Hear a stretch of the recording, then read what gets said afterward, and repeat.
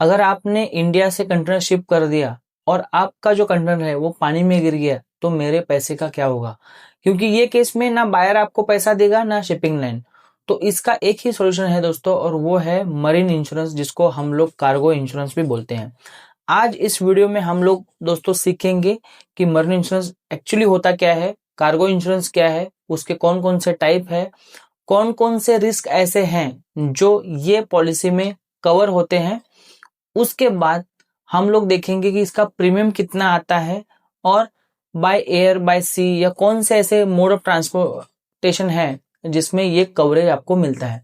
तो चलिए दोस्तों शुरू करते हैं। सबसे पहले हम लोग बात करेंगे मरीन इंश्योरेंस की। देखिए दोस्तों, मरीन इंश्योरेंस ये एक बहुत बड़ी टर्म है, ठीक है। आप कार्गो का इंश्योरेंस उसमें एक सबसेट ऑफ मरीन इंश्योरेंस है। मरीन इंश्योरेंस में आप शिप का भी, वेसल का भी इंश्योरेंस निकाल सकते हो, कंटेनर का भी निकाल सकते हो, कंटेनर के अंदर जो मटेरियल है उसका भी निकाल सकते हो। बहुत सारी ऐसी चीजें हैं जिसका आप इंश्योरेंस आसानी से निकाल सकते हो। लेकिन आज हम स्पेसिफिकली बात करेंगे कार्गो इंश्योरेंस के बारे में, जो एक्सपोर्टर के पॉइंट ऑफ व्यू से बहुत ही इंपॉर्टेंट है। अभी कार्गो इंश्योरेंस मतलब क्या हो गया दोस्तों, कि आप जो मटेरियल यहाँ पे शिप कर रहे हो इंडिया से, उसका जो मटेरियल है उसका हम लोग यहाँ पे इंश्योरेंस लेते हैं। अभी हम लोग आगे जाके ये भी देखेंगे कि अगर मैं इनलैंड ट्रांसपोर्ट कर रहा हूँ, मतलब इंडिया के इंडिया में कर रहा हूँ, तो भी अब मुझे मिलेगा क्या, या फिर मैं एयर से भेज रहा हूँ तो मिलेगा क्या। ये सारे सवालों का जवाब जो है वो आपको ये वीडियो में दोस्तों मिल जाएगा। दोस्तों, कार्गो इंश्योरेंस के बारे में हमने अभी बात किया, तो अभी हम लोग इसके टाइप्स के बारे में देखेंगे। तो सबसे पहला टाइप आता है दोस्तों ओपन कवर पॉलिसी या ओपन कवर इंश्योरेंस। इसमें क्या होता है दोस्तों, कि जैसे मैंने ईसीजीसी में बताया था टर्नओवर पॉलिसी के बारे में, वैसे सेम पॉलिसी यहाँ पे एप्लीकेबल है। मैं आगे जाके एक्सप्लेन करूंगा। ओपन कवर का मतलब है कि आप 12 मंथ के लिए एक ही पॉलिसी ले सकते हो, ठीक है। उसमें आपके सारे शिपमेंट्स, सारे जो आपके एक्सपोर्ट के ऑर्डर्स है वो कवर हो जाएंगे। मतलब एक ही पॉलिसी के अंदर आपके सारे जो डेस्टिनेशन, मान के चलो कि आप 10 कंट्री को एक्सपोर्ट कर रहे हो, जैसे आप गल्फ में भी कर रहे हो, मिडिल ईस्ट में भी कर रहे हो, यूएस कर रहे हो, यूरोप के लिए कर रहे हो, तो वो केस में हर एक शिपमेंट के लिए इंश्योरेंस लेना वो बहुत हेक्टिक काम हो जाता है। इसीलिए आप एक ऐसा डिसाइड कर सकते हो कि भाई मुझे पूरे साल के लिए एक ही इंश्योरेंस लेना है, मेरे टर्नओवर के हिसाब से या फिर मेरे शिपमेंट के हिसाब से, जिसमें सारी चीजें कवर हो। तो वो केस में आप ओपन कवर पॉलिसी ले सकते हो। उसमें कौन कौन से अभी आपके जो पैरामीटर्स है या कौन कौन से ऐसे रिस्क फैक्टर है जो कवर होंगे, वो आगे जाके मैं एक्सप्लेन करूंगा ये पॉइंट के बाद। उसके बाद आती है ओपन पॉलिसी। अभी ओपन पॉलिसी दोस्तों नॉर्मली क्या है कि ये open policy with in India mostly use की जाती है। मान के चलो कि आप घाना से इंपोर्ट कर रहे हो कैशू, ठीक है। मैं जब भी एक्सपोर्ट के साथ में काम करता था तो हम लोग घाना से कैशू इंपोर्ट करते थे। तो वो केस में हमारा जो मटेरियल आता था वो आता था मैंगलोर पोर्ट में, और हमारा जो ऑफिस था वो महाराष्ट्र कोल्हापुर में था। तो मैंगलोर पोर्ट से लेके हमारे वेयर हाउस तक का जो हम लोग इंश्योरेंस निकालते थे वो ओपन पॉलिसी के अगेंस्ट ही निकालते थे।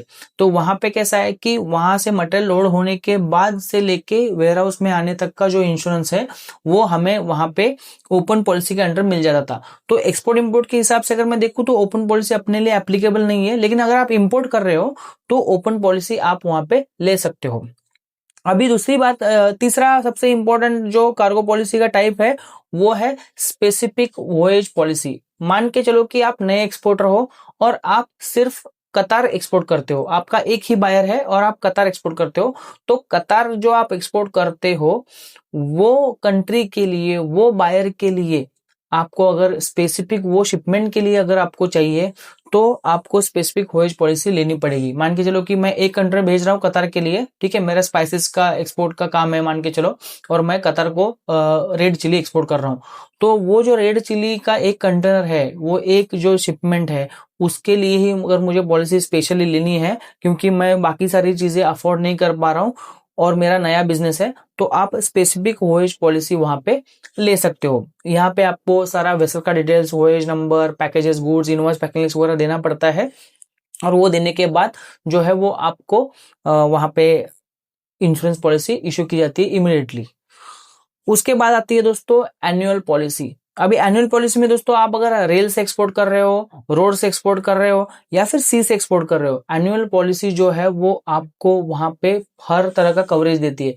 मान के चलो कि आपका प्रोसेसिंग यूनिट है मैंगो पल्प का पुणे में, ठीक है, और आप एक्सपोर्ट कर रहे हो, यूएसए में भी कर रहे हो, अपना यूके में भी कर रहे हो, यूरोप कर रहे हो, गल्फ में कर रहे हो, और बाय रोड आप एक्सपोर्ट कर रहे हो बांग्लादेश को, नेपाल को, भूटान को, तो बाय रोड भी आप एक्सपोर्ट कर रहे हो, ठीक है, बाय सी भी आप कर रहे हो, तो वो केस में आपको एनुअल पॉलिसी यहाँ पे जो है वो हर तरह का कवरेज देता है। अगर आप बिग एक्सपोर्टर हो तो एनुअल पॉलिसी आपके लिए बहुत ही अच्छी है, ऐसा बोलता हूं।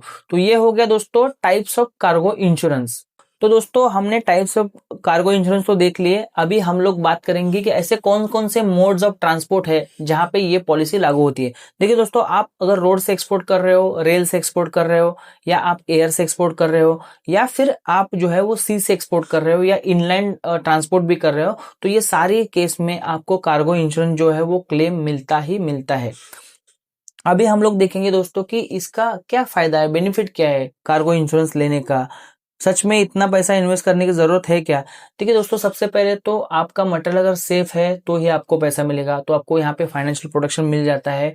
रिस्क आपका बहुत ही ज्यादा यहाँ पे कवर हो जाता है, रिस्क मैनेजमेंट हो जाता है, क्योंकि आपको टेंशन ही नहीं है। अगर कुछ भी मटेरियल को मेरे को होता है तो भाई आराम से सो जाओ आप, आपको कार्गो इंश्योरेंस की जो कंपनी है वो आपको पैसा देगी। उसके बाद एक आपको कॉम्पिटिटिव एडवांटेज भी मिलता है, आप बायर को बोल भी सकते हो कि भाई मैंने इंश्योरेंस भी लेके रखा है, तो इन केस अगर मटेरियल खराब होता है, डैमेज हो जाता है, तो मेरे को इमीडिएटली बता देना, मैं आपको वहां पे वेवर दे दूंगा या डिस्काउंट दे दूंगा, और यहाँ पे मैं कंपनी से क्लेम भी कर लूंगा। तो वो एक ट्रस्ट बिल्डअप हो जाता है, कॉम्पिटिटिव एडवांटेज आपको यहाँ पे आ जाता है। उसके बाद पीस ऑफ माइंड, भाई आप आराम से एक्सपोर्ट पे फोकस करो, बाकी जो रिस्क कवरेज है वो इंश्योरेंस कंपनी देख लेंगी, तो आपको वो एक बेनिफिट यहाँ पे मिल जाता है। अभी दोस्तों हम लोग बात करेंगे कि ऐसे कौन कौन से रिस्क है जो कार्गो इंश्योरेंस आपको कवर करके देती है। इन डिटेल में समझेंगे, कम से कम 10 से 12 रिस्क है, वो आपको मैं एक्सप्लेन करके अभी बताऊंगा। कोलिजन, कोलिजन का मतलब है कि मान के चलो कि दो वेसल्स या दो शिप एक आपस में टकरा गई, या फिर उनका कोलिजन हो गया, और वहां पे आपका कंटेनर जो है वो डैमेज हो गया, कंटेनर जो है वो पानी में गिर गया, तो वो केस में आपको यहाँ पे cargo insurance company cargo claim देती है। एक्सप्लोजन और फायर, मान के चलो कि आपने जिस शिप पे, जिस वेसल पे कंटेनर लोड किया है, उधर ही किसी ने डेंजरस गुड का कंटेनर भी रखा है, और नॉट इंटेंशनली, लेकिन मान के चलो कि आग लग गई, या फिर वेसल को ही आग लग जाती है, कभी कभी ऑयल की वजह से, बहुत सारे ऐसे रीजंस है, उसकी वजह से एक्सप्लोजन हो जाता है, या फायर पकड़ लेता है, तो वो केस में भी आपको कार्गो इंश्योरेंस की कंपनी जो है वो आपको कवरेज देती है।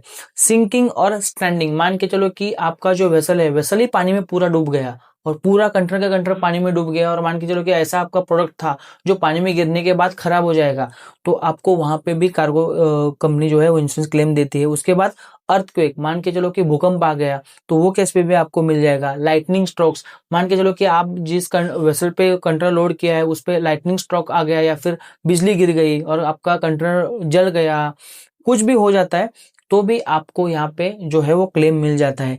जेटिसन, जेटिसन का दोस्तों क्या मतलब है, कभी कभी क्या हो जाता है, अभी तो एडवांस टेक्नोलॉजी आ गई है, लेकिन पुराने जमाने में दोस्तों जो मैनुअल प्लानिंग करते थे वेसल का, तो कभी कभी क्या हो जाता था कि वेसल इनबैलेंस होता था, मतलब इधर उधर होता था, और जो सेलिंग के टाइम पे उनको प्रॉब्लम आता था, या फिर वेदर की वजह से और बहुत सारे ऐसे रीजंस की वजह से, तो इंटेंशनली कुछ लोग क्या करते थे, वो जो शिप को बचाने के चक्कर में वो लोग कंटेनर पानी में ढकल देते थे, इंटेंशनली वो ढकल देते, क्योंकि अगर वो पानी में नहीं गिराएंगे कंटेनर तो वहां पे वेसल पूरा का पूरा डूब जाता था, तो उसको जेटिसन बोलते हैं, ये एक मतलब टेक्निकल टर्म है शिपिंग लाइन में, तो वो केस में भी आपको कार्गो क्लेम मिलता है। उसके बाद आता है वॉशिंग ओवरबोर्ड, मान के चलो कि समुद्र की लहरें आके शिप में चढ़ गई, घुस गई, और वहां पे पानी घुस गया अंदर, और कुछ डैमेज होगा, उसके केस में भी आपको वहां पे जो है वो क्लेम मिल जाता है।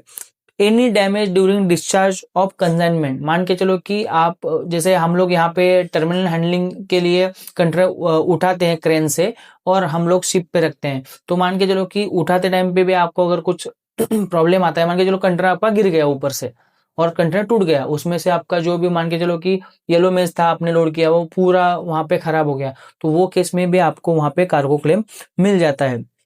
उसके बाद अगर कंटेनर लोड करते टाइम पे या अनलोड करते टाइम पे कुछ भी हो जाता है लोडिंग अनलोडिंग के टाइम पे, तो वो केस में भी आपको जो लॉस है वो आपको वहां पे मिल जाता है। लॉस कवर का जो भी है कवरेज वो मिल जाता है। अभी दोस्तों सबसे इंपॉर्टेंट बात आती है कि सर इसमें प्रीमियम कितना लगता है।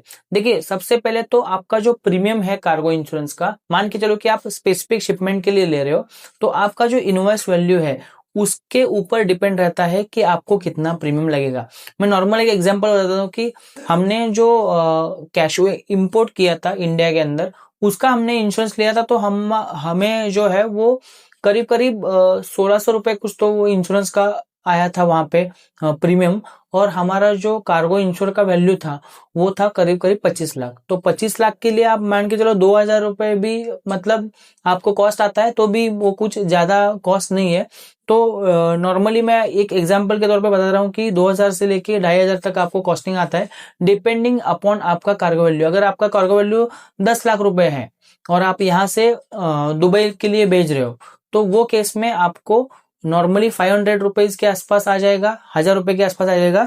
और सबसे इंपॉर्टेंट बात दोस्तों मैं यहाँ पे एक बताना चाहता हूँ कि कंट्री के ऊपर भी आपका जो है वो कार्गो का प्रीमियम रहता है, वो डिपेंड रहता है। क्योंकि देखो यूरोपियन ऐसी कंट्रीज है जहाँ पे रिस्क बहुत कम है, ठीक है, लेकिन अफ्रीका में थेफ्ट के चांसेस बहुत है, कार्गो चोरी बहुत ज्यादा हो जाता है, या फिर कुछ ऐसा बोलते हैं ना कि कंटेनर गायब कर लिए होते हैं।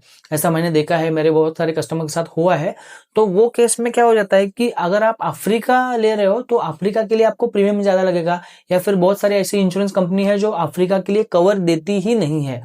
तो वो केस में आपको क्या करना है कि आपको इंश्योरेंस कंपनी से ये सारी चीजें एक्सप्लेन करनी है, और उसके बाद जो है वो इंश्योरेंस का आपका प्रोसीजर फॉलो करना है। अभी बहुत सारे लोग बोलेंगे अरे यार क्या जरूरत है, मेरा तो हर दिन माल जा रहा है दुबई के अंदर, कतार के अंदर, 7 दिन का ट्रांजिट टाइम है, मेरे को कुछ जरूरत नहीं है इस चीजों की। मैं आपको दो ऐसे एग्जांपल बताता हूँ दोस्तों मेरे कस्टमर के साथ जो घटे हैं, जिसका आप अगर अंदाजा लगा सकते हो कि मतलब उनपे क्या बीती होगी। एक तो मेरा कस्टमर था हैदराबाद का, वो बिस्किट्स एक्सपोर्ट करता था, ठीक है। तो बिस्किट्स में वो लोग चॉकलेट्स यूज करते थे, नट्स यूज करते थे। अभी उस टाइम पे पीक जो बोलते हैं पीक समर सीजन था, और वो लोगों ने कतार के लिए एक्सपोर्ट किया था, हैदराबाद से कतार के लिए एक्सपोर्ट किया था।